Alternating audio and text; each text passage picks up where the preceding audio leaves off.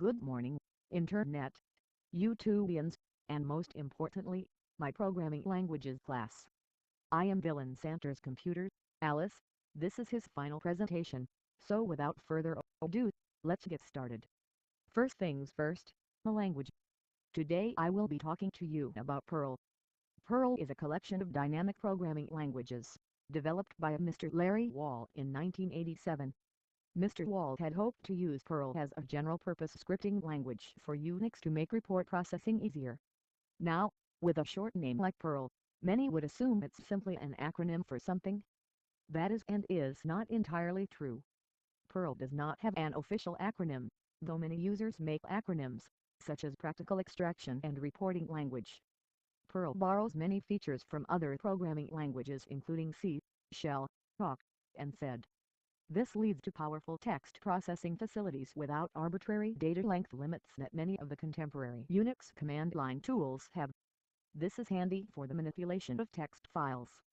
More recently, in the 90s, Perl gained popularity as a scripting language for CGI, due to its strong parsing abilities.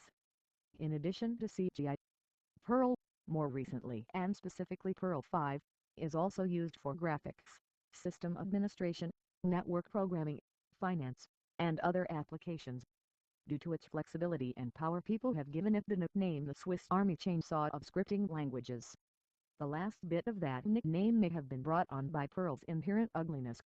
Another popular nickname for Perl is the duct tape that holds the Internet together due to its ubiquitous use as a glue language and inelegance. Perl's structure derives broadly from C. Perl is procedural in nature. It has variables, expressions, assignment statements, brace delimited blocks, control structures, and subroutines. Perl also takes features from shell programming.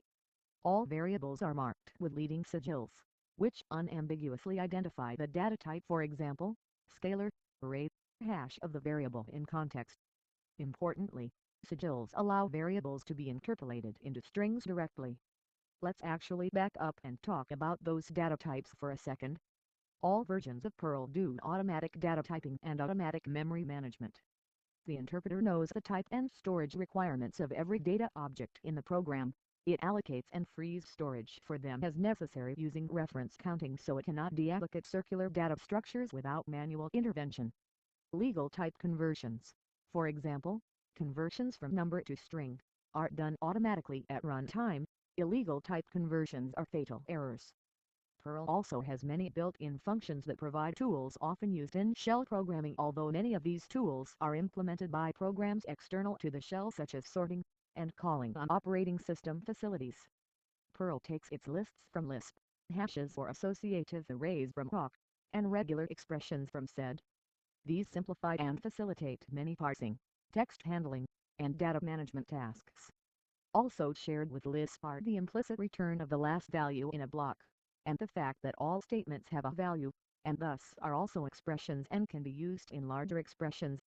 More recently, Perl 5 added features supporting things like complex data structures, first-class functions, and an object-oriented programming model.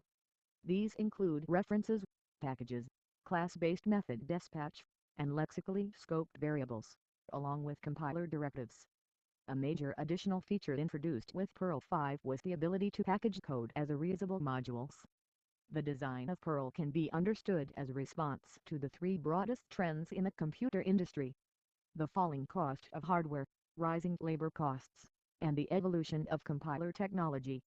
Many earlier computer languages, such as Fortran, wanted to make efficient use of expensive computer hardware.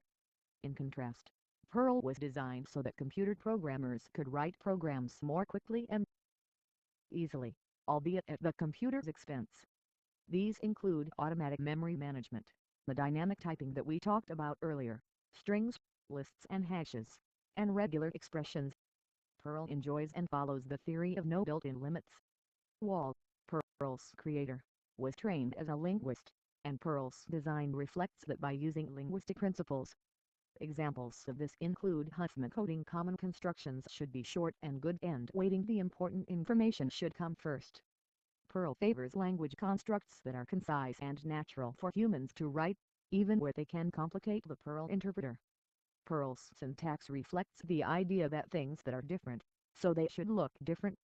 For example, scalars, arrays, and hashes have different leading sigils. Array indices and hash keys use different kinds of braces. Strings and regular expressions have different standard delimiters.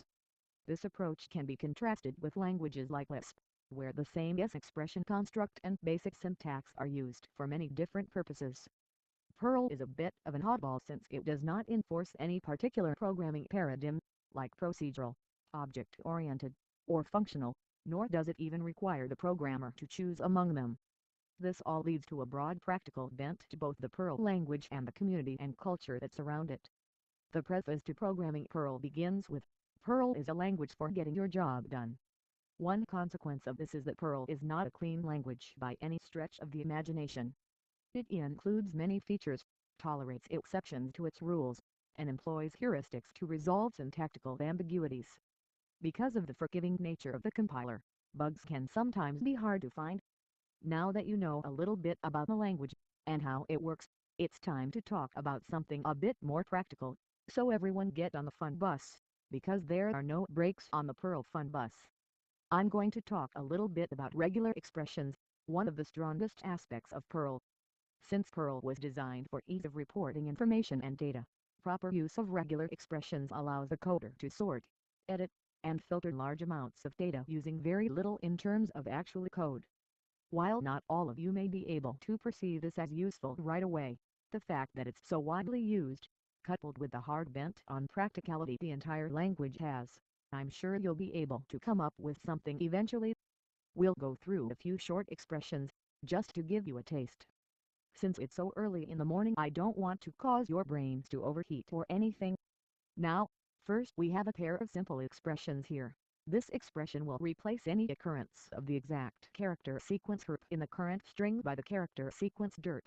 For example, remember that this is exact in this statement. Now, the next expression is a very similar expression. This expression replaces any occurrence of herp case insensitively in the current string by the character sequence derp. This means that herp, herp, and any other mixture of camel case would simply be replaced by derp. Let's go for something a tad bigger, shall we? Now, let's piece together what this one does. First, the regex finds everything, until it reaches a dash character of the term xyz. Once it does that, it simply places a dot before the term xyz, and it does this every time. This code can be augmented and used with other code segments to greater effect. For example, you could use this set of code with some slight modifications to modify file names and directories. A program such as that would only take approximately 3 to 4 lines, not including the wrapping that comes with most code. This has been a brief introduction to Perl, through its history, the forces and ideals behind it, and a brief taste of code. It's worth noting that many sites use Perl for their applications since Perl makes such a great glue language, and I hope that you'll be willing to at least tolerate its use, if not play with it yourself.